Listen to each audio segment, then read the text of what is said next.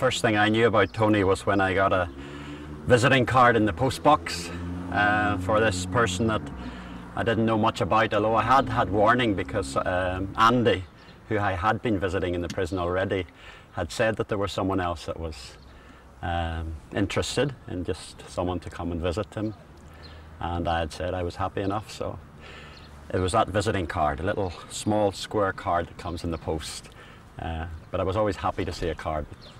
When I found this one, it was for someone called Tony Anthony. Yes, I read there in the newspaper that he had been there for burglaries. He had done burglaries, he was up for that, and various thefts. There wasn't a lot of detail, there wasn't a lot of information in the newspaper about it, but mainly for burglaries in big houses and such like that, and he had been caught by the police.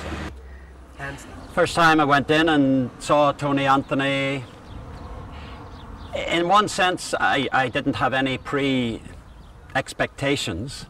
He was just someone that I wanted to befriend, and someone that I knew was probably lonely enough that didn't have visitors, and that would have showed right from the beginning that he didn't have anyone there. Now also I know that one of the things, like the other prisoner that I was visiting too, was that I could provide him with a Coca-Cola and something to eat, and that even in that I knew by this time that even that was something that they didn't get when they were on inside. They only got that in the visiting room. At the beginning Tony had no option. When I came as me, and my life is Christ. He's all of my life, so though I was coming as a friend, just to share with him a friend, that meant sharing my life. It meant sharing what was important to me. I did get permission, not immediately, but after a while I did get permission to take my Bible into the visiting room. And when I had my Bible with me, well then we had to open the Bible and share what was there, because that was what was real to me, that was what was important to me. I think Tony got to know that very quickly. If he wanted just to talk about other things, that was okay, but if we were to become friends, my life had to come into it as well, and my life was God and His Word. Tony, in one sense at the beginning, Tony was just one of many that I visited, and was just a person that I was happy to befriend.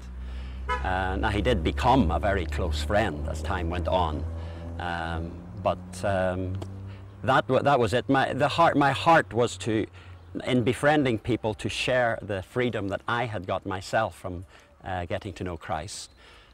So that was my burden, also to put that across. But it was more than that. I wanted to befriend those who I knew that Christ was the only answer. I think when I think back, I think of the day that Tony was released. That actually was a sad day for me. I know it was a good day and a happy day for Tony, but it was a sad day for me because I lost physical contact or visual contact of a friend because he had become a friend.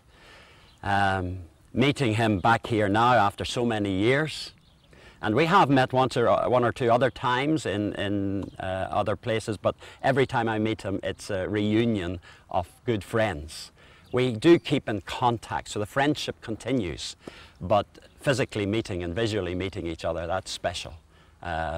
We have been since almost the first few times that I visited him, we have been very good friends, and that friendship has deepened and strengthened as the years.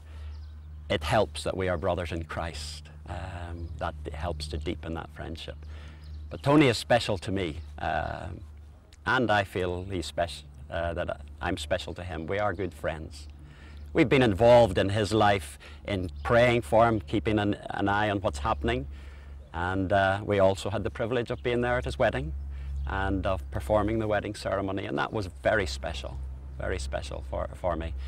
I would say my relationship with Tony and all what I know of Tony is built up in a strong friendship, as well as being family together in Christ.